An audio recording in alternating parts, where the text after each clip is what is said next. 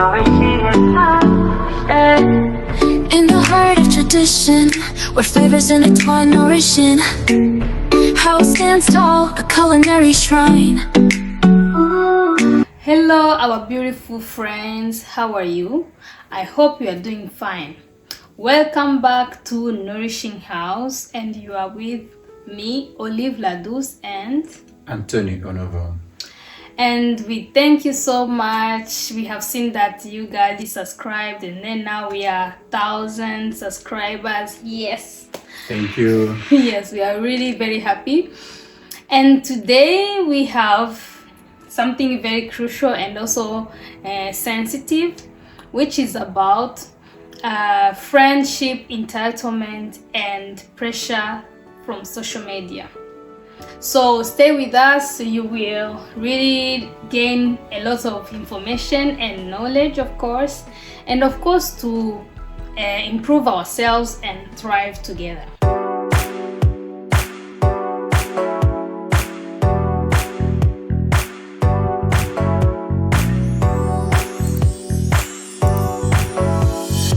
Thank you so much for all your birthday wish and also for us reaching 10K subscribers, as she earlier mentioned.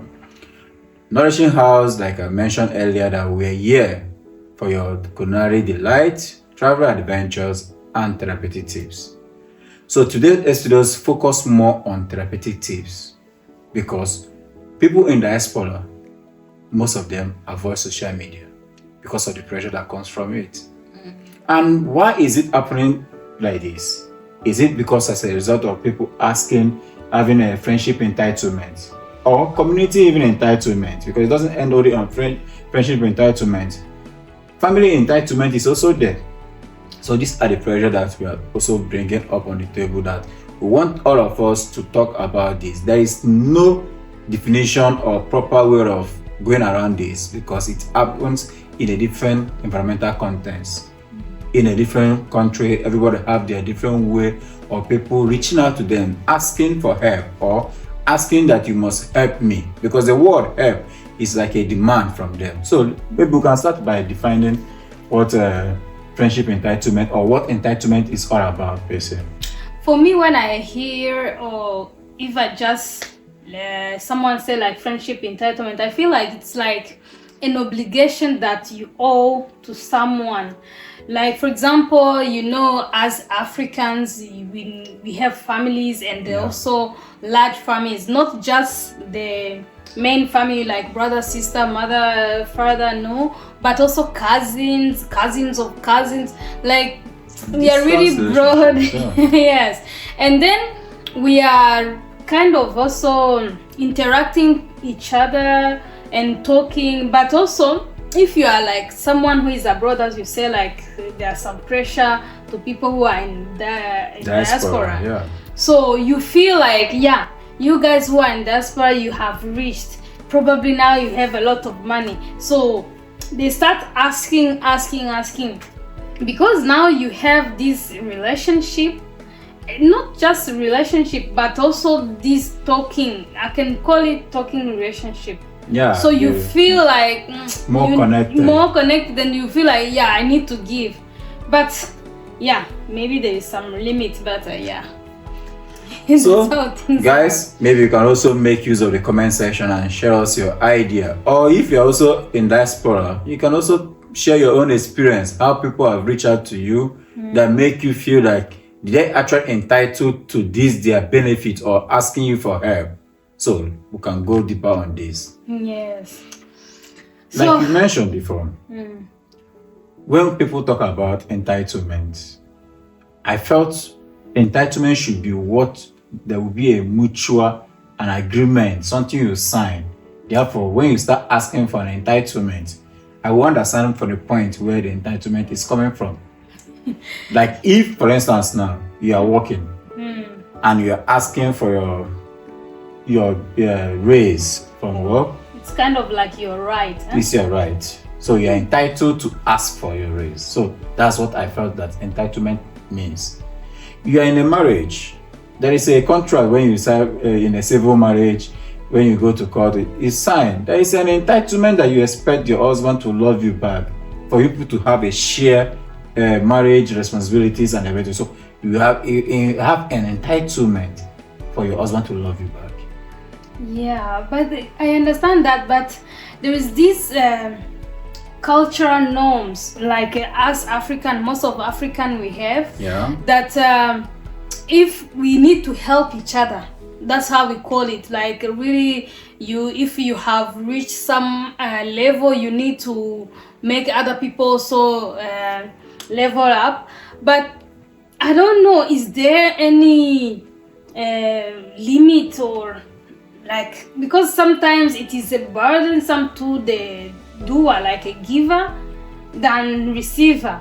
But also I'm wondering, like, as a receiver, is it not also begging? I don't know. Okay, it's just confusing. like I will help you on that. Yeah. In psychology, there's what we call secondary gain.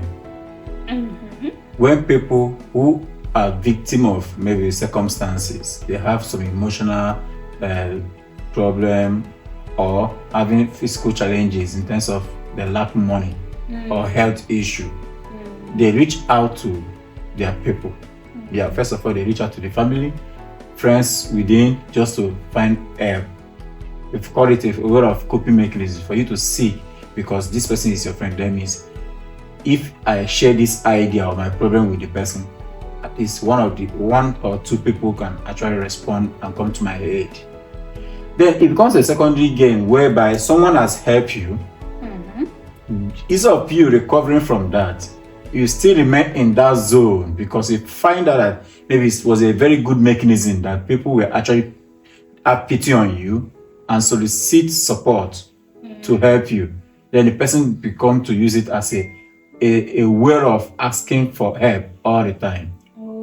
Then it's no longer help, it's begging, no? Now it's not just even begging. Like it becomes we call it emotional manipulation. Oh, that's worse. Yeah, because now you have seen that when you mention the issue of health, people pity you and solicit help to give you help. And that's true. Then you start using it. They will send to you, send to also to another person. They start sending it to all the distant friends and distant cousins. That's why we like mentioned about the cultural norms in terms of we Africans who live together. We reach out to each other because we maintain that long time relationship, checking up on one another. We cannot dispute that fact because that's what makes us unique. We still have that feelings of commitment, entitlement, reaching to one another, supporting and helping each other. But there is now the world is really improving. We are developing to the point that we are now expanding to a modern time that there should be a limit to certain things.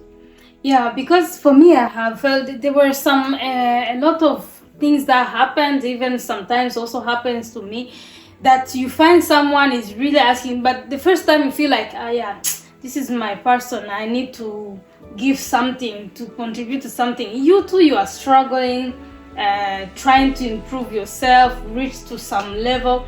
But there are some people who also requesting, maybe there are some urgent moments. You really feel like, we need to like save some money or contribute together and then help this person.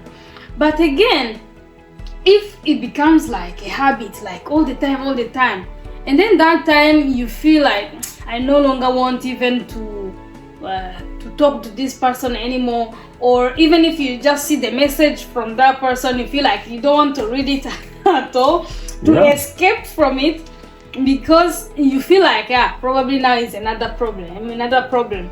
But they forget that you too, you might have problems. No one asks you how are you, or how is it going, is it okay. Maybe you have problems, maybe you need also some people to talk, but they bring their own, as if you too, you cannot bring your own. So it's something like you mentioned before that about the giver and also the receiver. You should know that there is this saying that goes that you should differentiate your friends who are parasites to you. No, yes. If you are my friend, that means you have been contributing. Does that lead to a question? Being my friend, does it give you entitlement for me to give you a support or help you. Yes, in African setting, it's true because we all have that brotherly love, checking up on each other. But imagine a situation whereby someone has not reached out to you to know how you are faring in diaspora, how you have been coping, how you survive. Because standing for a long hour to work is also a health issue too. We also face that challenge here. And most people in diaspora, I don't know about some other people in the other countries, but you find out that some people have what we call lack of vitamin D. Yes. Especially we African, when we move from our country to then come to the Western world. You start finding that the sun we received before is no longer the same. So this is our own health challenges. But people don't care about how you are coping to sustain and also maintain that balance. I agree. They will tell you like you have changed. Of course, white. you become white. Yeah. So environmental factors plays a role here. Then remember also the Bible saying that blessed are the hands that give it than the one that receive it. So when you give, they say the giver get more. Yes. But I advise, give because you want to give, not because someone wants you to you want to appear good to people. Because there will be a moment whereby someone will reach out to you and share a moment of his challenges. If you are touched, then you help. But did you know that sometimes even if you want to give and you really feel like you don't have any means, and then that time you start feeling guilty, those people, sometimes there are even some liars. My dear people, you can also tell us your ideas or the way you think about these things. But nowadays there are people who lie and other people who maybe don't lie at all. We confuse them, and then now we don't know who and who we must give, who is real. I don't know how we can differentiate these things, but yeah, because that's why I say that when you help, if you want to help because you want to help. Give the little you can. But you don't help because you don't even have, but you felt obliged or that you are entitled to help this person because he or she is your friend or a family member. You can help because that moment if you have, you can help. But there is also something when there is a proper need, a medical attention or something that requires you to help your immediate family or your friend who have been there with you. I don't think you'll be checking why shouldn't I help this person. Instead, you'll be thinking I will be comfortable to help. Yes. But there should be time frame because your money, the way we work here, we don't work and the money is not plucked in a tree. Yeah, they should also understand that they will have our own timing on when to expect money. Not just someone asks you, give me help, and they expect you to help immediately. That's one. Two, the issue of the aspect I want to mention is to know exactly if this person has a problem. Some people will use a fake video. Yeah, they will present a fake video of someone who is sick, and they will not even see the person inside the video, and they will use it to solicit for help. I'll reach another level, huh? So that's also why I say that even to know who to help, you need to investigate proper now. It's no longer just someone chats you and you help, because people also hack people's accounts. So because they know that both of you are friends, they will use the same person's social media, because you're talking about also social media pressure. Now, someone can hack someone's account. You don't even talk to the person, but it's asking you for help. So if you actually want to verify if the problem is true, I will advise, call directly to that person, either off Facebook or any platform of social media. On WhatsApp, call directly, or even on that WhatsApp, demand a video call to see the life situation of that person. Yeah. That would be a great solution. And also, my brothers out there, please, my advice also is that even if you want to reach out to people in diaspora for help, the moment you see them traveling, please always check up on them. Most of them need your prayers. They need that communication from you. Some of them are bored. Some of them don't even have people to talk to. Some of them are facing a lot of working hours that there is draining their health, mental and even emotional well-being. They don't even have a girlfriend or even a boyfriend when they travel. All they do is to work, work just to make money to send back home to better the life of people they left at home. Yeah. So that's more reason why it's more advisable for them also to check up on us, not only we to check up on them. Because I have seen these things that this pressure is not, for example, we have talked about the family and friends, but there are also, like, for example, you have been on social media, maybe friends who have been like really long time that you have not talked, maybe like your classmates or people who used to live in the same place but now maybe you have moved, something like that. And then because you follow each other on Facebook, Instagram, and they see like, okay, you have posted, maybe now you are in Europe or you are in USA, UK, anywhere, and say like, oh my god, this person has really traveled, oh my god, that's really good, means that it's getting some money. And then people start chatting you. For example, they never had your DM, and then they start chatting you through Facebook and Instagram, something like that. And then by chatting, they start say, oh my god, send us some money, send us some money. So it give to diaspora or any other person that pressure to feel like, okay, I need to quit actually Facebook and Instagram.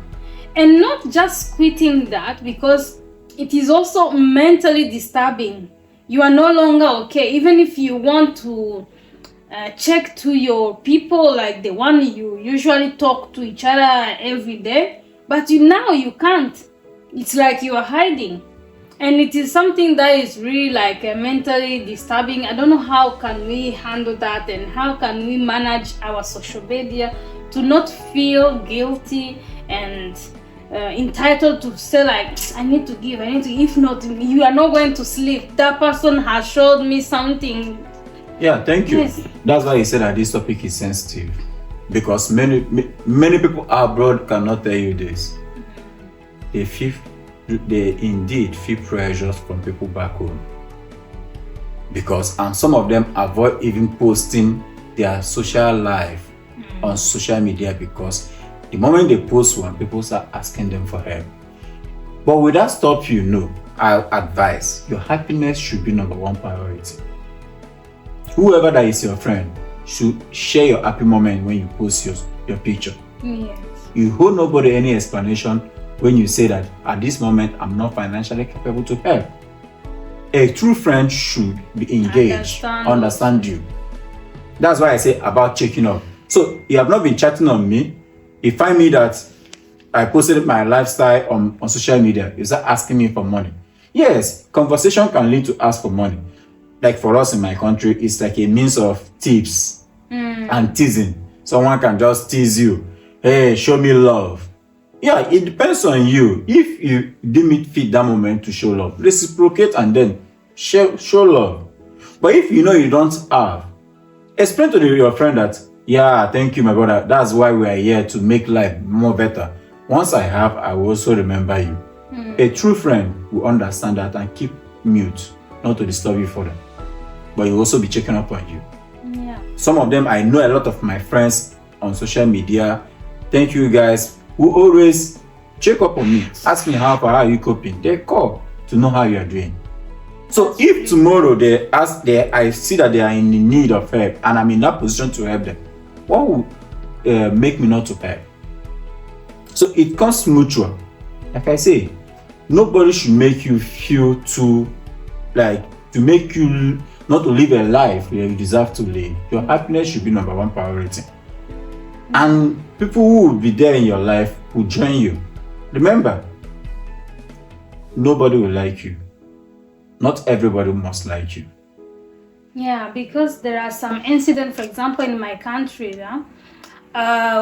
like if you are in Europe and you are like working, say like, yeah, give us some euros, you are rich, and then maybe something just happened and you might go back, let's say. And for example, if you don't have something tangible, and say, you will not even see those ones who have been asking you, say like, but we start maybe gossiping around like, hey, that one is no longer in Europe, and then he doesn't have any land, it's like comparing you, but also showing that even if they were asking as if they are your friends, and then now you are back in your country, and then they gossip about something that is not nice, so you feel like actually these people are like this, I'm no longer going to give at all. So it's something that is also not good. Anyway, there to help you also on this, remember what they said, that if the geography of the Europe is not good to your health, change the location. So if also the geography of the environment of Europe, America is not so good to your health, you change the location. So if also your country is not good and you change location to travel abroad to just to get a better life and for security purpose to survive, that doesn't make you to feel like you're entitled to you owe anybody any explanation. That you eventually you come back home, maybe you finish your study. Because the reason why you travel to go and study is to acquire knowledge and impart and develop your country. Yeah. Remember the normal popular saying, don't think what your country will do for you, but what you will do for your country. That's a popular American saying. So someone who wants to develop himself should not depend on what Europe or what I will gain in diaspora, but what am I going to, what should I also develop in diaspora? Or what should I also develop the knowledge I acquire in diaspora? How can I also improve my own country? So it's more, you should be thinking of developing yourself, applying new skills, because you need a new skills to brighten yourself, widen your knowledge, to impact people's life. This podcast we're also doing is also a way of education too. We're educating people too. Yes. So that you do not make it abroad, not everybody will make it abroad. And that's also one of the, I say that people who are in diaspora have high expectation back home. People expect them that the moment you are alive here, you should make it, life should be good. But it's my brothers, I will tell you the honest truth, not everybody makes it money people think in the diaspora. It's just what I can add to what you are saying. They should just understand that each country is the same. It has its own good things and its own bad things. Of course. As long as you are in Nigeria, in Rwanda, in any Kenya, any other country, some people make it and other people doesn't. Of course. So it's the same as in Europe. Europe doesn't mean like everyone is making it. No. There are some people who make it, there are some people who doesn't. So it's just that to pray for each other. To have grace from God so that we can make it and of course develop each other and And just bear in mind that the person you are also asking for money is also fighting hook and corner just to survive. Yeah. So your prayer should also be for him to gain that, because one person, the only thing I keep saying that you cannot hide wealth. If you are rich, you cannot hide it, because it comes in a human nature. According to Abraham Maslow, he said that there are 5 stages of hierarchy of need. So first time people fight with basic need, which is food, clothing, and shelter. Yeah.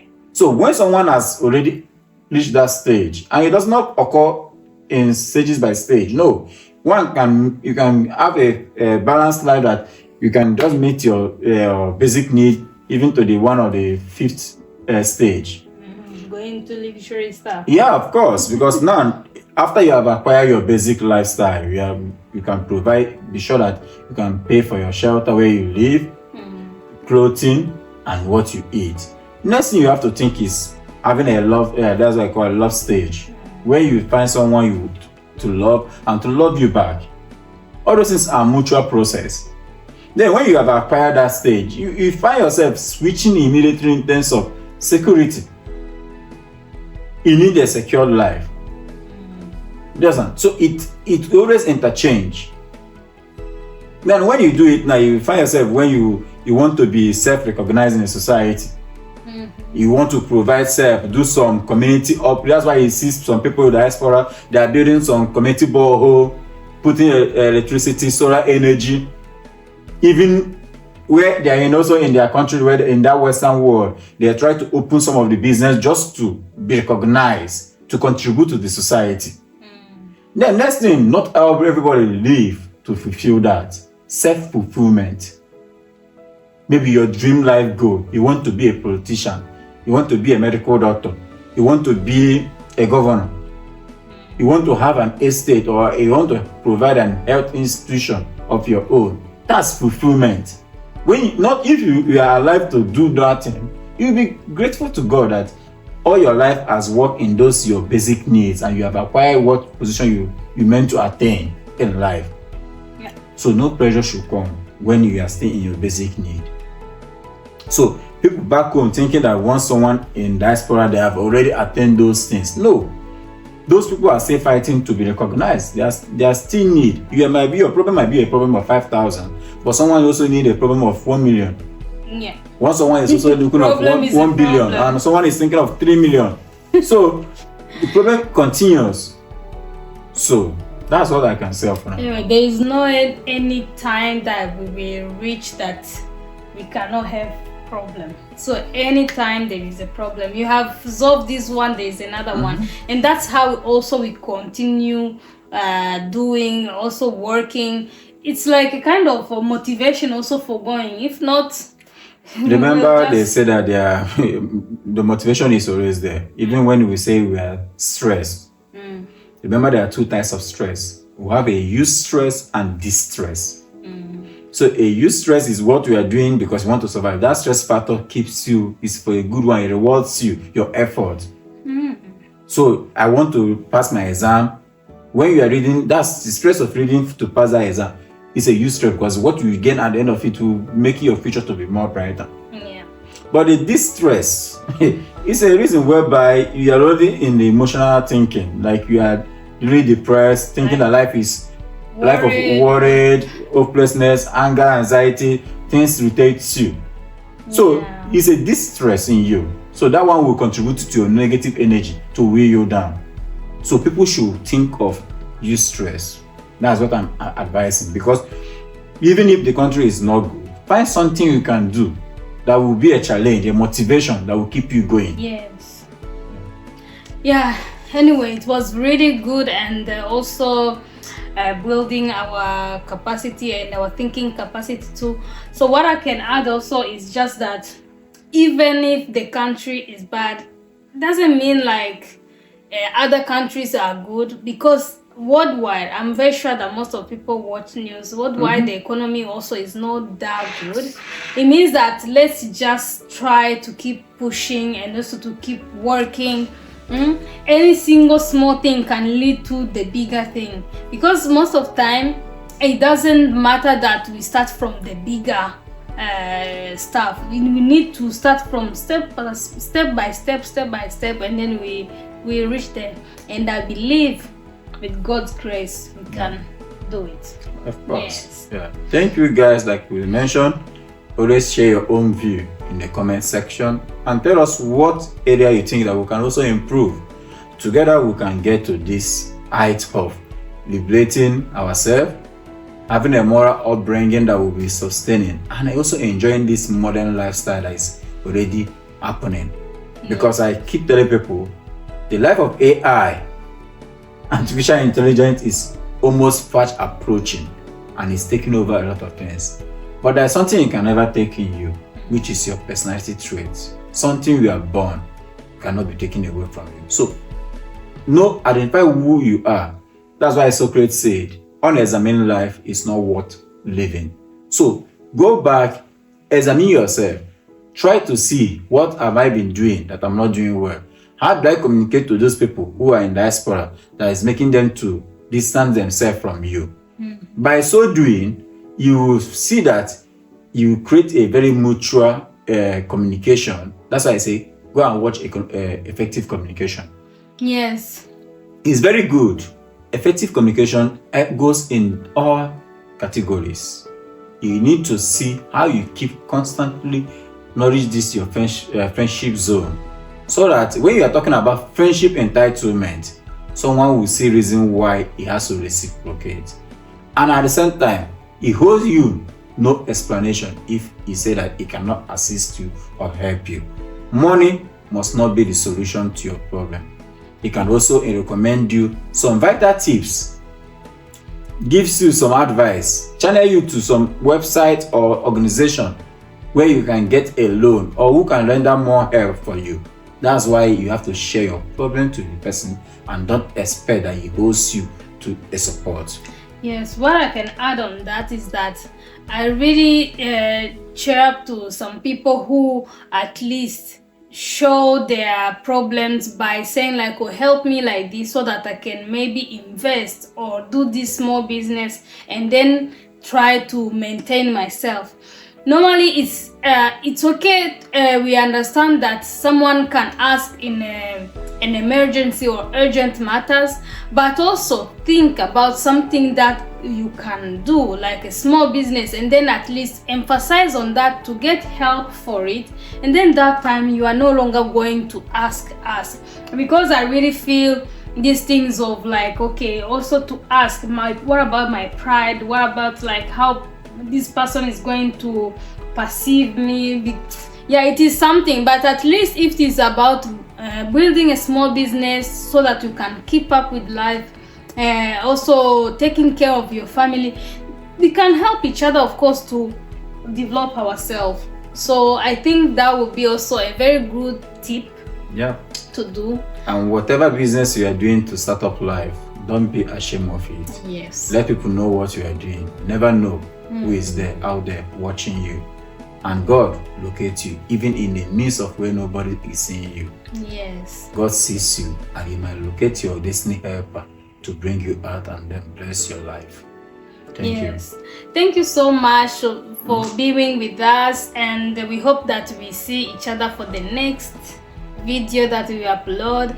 And thank you again for those who have done subscription, and if you have been watching without subscribing, please subscribe and also hit that notification bell to get more content of ours. And of course, we need your ideas, we need your comments. Please cheer up and also tell us what you think about this friendship entitlement and pressure from social media.